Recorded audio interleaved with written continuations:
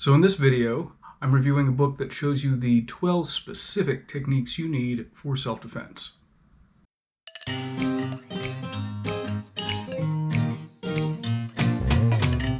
Hi guys, my name is Joe and welcome to my channel, Fighting Words, the Martial Arts Library. On this channel I review martial arts books and talk about other martial arts related subjects. Today I'm going to be reviewing a book called The Dirty Dozen by Larry Jordan. It was published originally in 2002. Now, I couldn't find a whole lot on the author outside of what was in the back of the book and the About the Author section. But according to that, he was a sergeant major in the United States Army.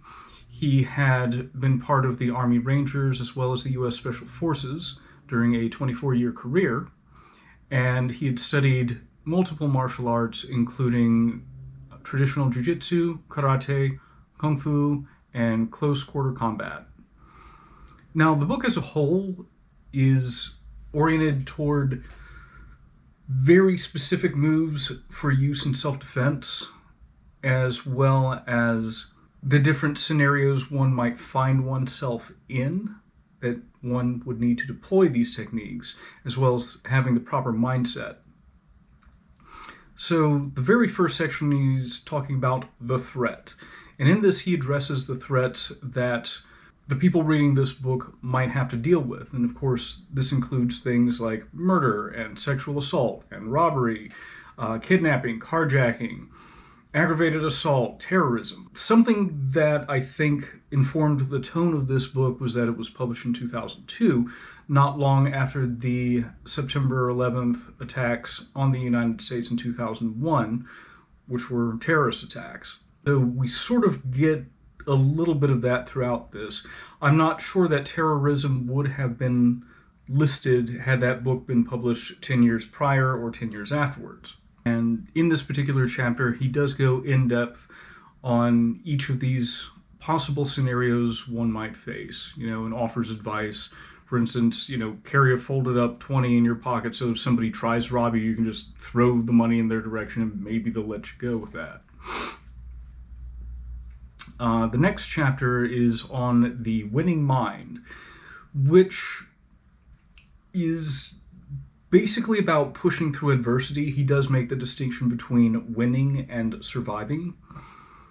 So he does emphasize a mindset that is not about just, I'm going to curl up and wait for this to be over, but I'm going to go after my victory. That's a big part of that chapter and sort of goes throughout the book in its tone. Now, after that, he goes over the natural weapons of the human body. And this includes things that you might expect, the palm, elbow strikes, knee strikes, stuff like that. Some of these I find a little unusual. For instance, he says that you should strike with the three biggest knuckles of the hand. I have never seen, I don't think, another source that emphasizes that. Often we hear strike with the first two knuckles or the bottom three, one or the other. So to sort of split the difference across these, it's interesting, but not sure what to make of it. He's also talking about the use of like a clawing hand, but he says you should use the thumb, the index, and the middle fingers. And I also wonder about that, why wouldn't you include the ring finger and the baby finger? Because it seems like you'd just be not taking advantage of the fact that you have 5 digits. But for his system, there it is. The next section is on vital targets. And there he describes targets on the front and on the rear of the body, and alongside each of these targets, when he lists them, he gives the possible effects that attacking them might cause. He also talks about practicing these techniques on your standard striking targets like focus mitts or heavy bag, but also talks about using what I would call like do-it-yourself targets. For instance, he talks about, like using fruit like a cantaloupe for, attacking into the eyes, and other soft targets. He is the chapter with a list of, sort of tips for striking, and he really emphasizes striking through the target with full power and speed. After that, we finally get into the Dirty Dozen, the 12 specific techniques he has listed. So these techniques are the low thrust kick, the hair grab and knife hand strike, the grab and the four-knuckle strike, the hammer fist strike, the hair grab and twist takedown, the single or double heel stomp, the hair pull and punch, the palm strike to the chin and eye gouge, the cupped hand ear strike and eye gouge, the downward hair grab with knee strike to face and downward elbow strike, the hair grab with three-finger grab to the throat, also known as an eagle claw, and a hair grab with a thumb gouge.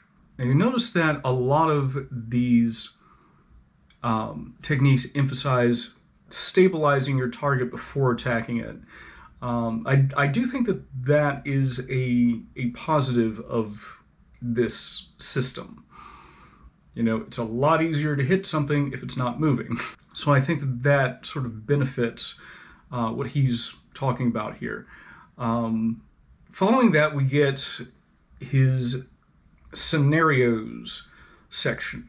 Now, the chapter on the Dirty Dozen gave descriptions of the techniques, sometimes multiple paragraphs worth, but it didn't give any illustrations. The scenario section is where we actually get photographs of he and his models executing these techniques, and it gives them from, as it says, multiple scenarios. For instance, while seated, or when somebody attacks you from behind. It has several instances of utilizing the techniques while on the ground. I would not describe this necessarily as ground fighting itself, simply applying the techniques in a different scenario. I do have to say that some of these scenarios illustrate the use of the techniques in a manner that would be somewhat legally questionable. For instance, he's got one where somebody wraps their arm around your shoulders and you punch them in the throat. That, in many cases, would be considered excessive if the only thing was just somebody putting their arms around you who you didn't want to have their arm around you, if they're not threatening you, if they're not trying to escort you somewhere else. It would be a little bit hard to legally justify, I punched them in their throat. A technique which, in the eyes of the law, there's a good chance would be seen as, a possibly attempted murder. And since one of the techniques was stomping attacks, obviously there's something legally questionable. If the attacker is down, they are no longer considered a clear and present physical danger in most scenarios. So attacking them with a stomp while they are already down would probably be considered excessive force instead of self-defense.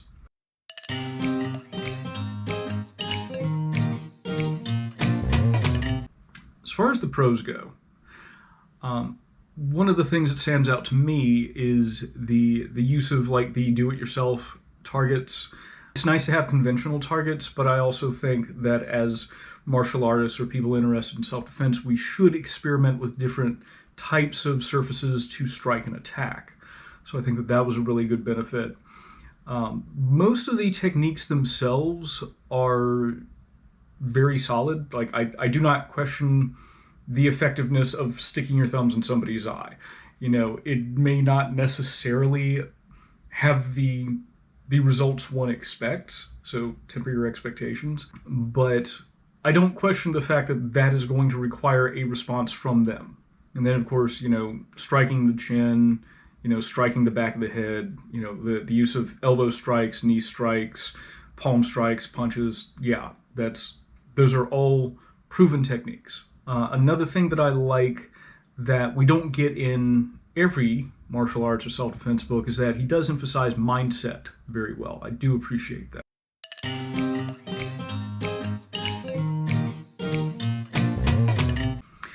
as the cons go, honestly, the thing that sticks out to me is it's a very fear-mongering book in tone. I understand that self-defense is important. I understand that if you are fighting for your life, everything is on the table. But there's a lot in the tone that's like, that I think if people took all of this seriously altogether would make them afraid of their own shadow.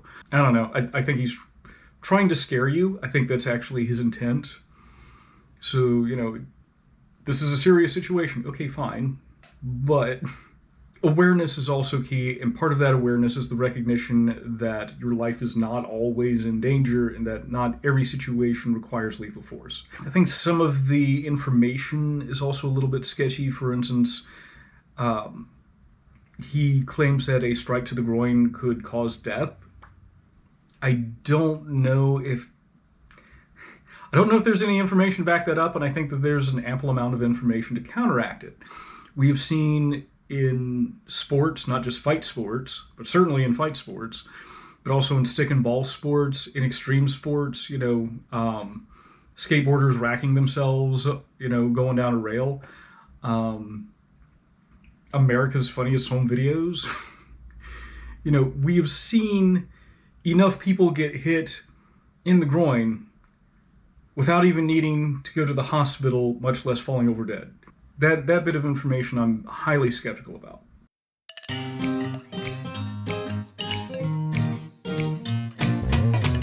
So, recommendations. There are better books on self-defense out there. If you want a book that focuses on lethal force techniques, and I'm willing to bet you can probably find this for pretty cheap. I actually, in trying to find the author, I found this on Thrift Books for less than $10. This could be used for that bit of information. I do think that when he is describing these scenarios, it's pretty good.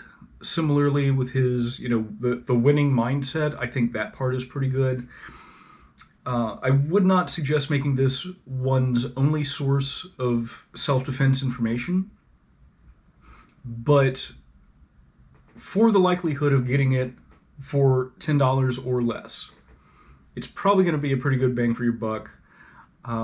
If one decides to use this as a source for self-defense techniques, I would emphasize practicing them on targets and maybe doing a little scenario training. And again, finding other sources for self-defense stuff, especially when it comes to, scenario training, breaking out of holds and pins and stuff like that. I think that there are other sources that would be better for that. And maybe an understanding as to what you can legally do and not do, and format your training toward that end. But again, pretty good bang for your buck when it comes to a certain type of self-defense. And like I said, from a self-defense perspective, some of the earlier chapters have some very good information in them.